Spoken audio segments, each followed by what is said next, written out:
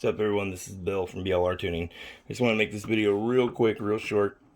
This is the factory airbox on the Can-Am Ryker. This is what it looks like removed. Okay, it's big, chunky, kind of funky looking, but that's how it is. And it would sit down in there like this. This would be the bottom down here where these slots are. Okay, and this would be back up against the motor. And this would be on the left-hand side. Okay, so here's the deal. This airbox, when you compare it to something like the Treal Performance intake system, we made 6.7 horsepower more on the stock factory tune and more foot-pounds of torque by adding the Treal Performance intake. And the reason being is because we got rid of some restrictions. And we got rid of this paper filter and added a high-flow air filter as well. For gain. The intake and exhaust made 81.7 horsepower. The intake added us 6.5 wheel horsepower. That's a 13.8 horsepower gain to the back tire. Okay, so this intake system can be purchased on Treal Performance website for $295. I'll let you take a look at the intake system here. The exhaust system can be purchased for $625. And we're using one continuous tube, goes to a coupler, goes to the motor. Whereas this system, you can see down in here, has, let's see if we can see it.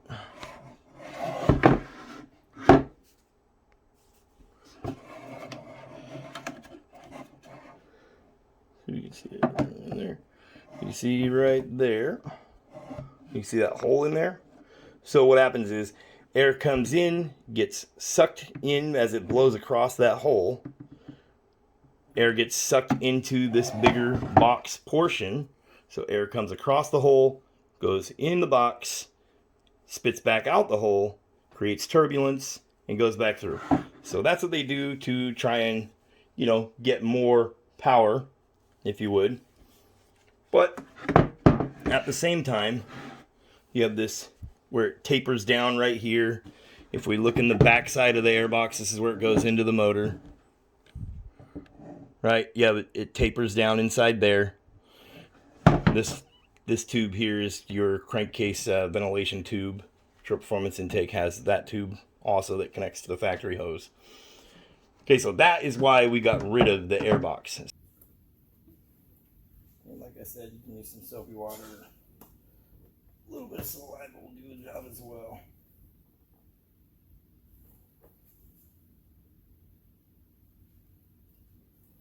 Okay, and it needs to line up so this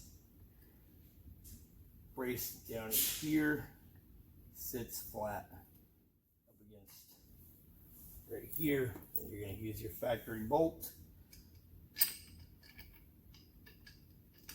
Okay, so everything else is bolted back up. So now everything is loosely fitted here. So what we're going to do is we're going to position this band so our bolt is our nut is at the bottom. Okay, so we're going to slide that over, and then we're going to get the filter on here.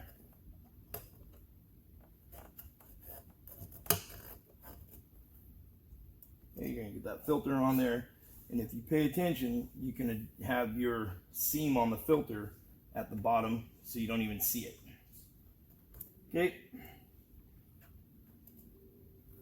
we're going to get that filter on there, get it sitting at the angle that you want it, and it shouldn't touch any of the plastic. So if you wanted to make more power, a little bit more power, you can add something like a high flow filter right here.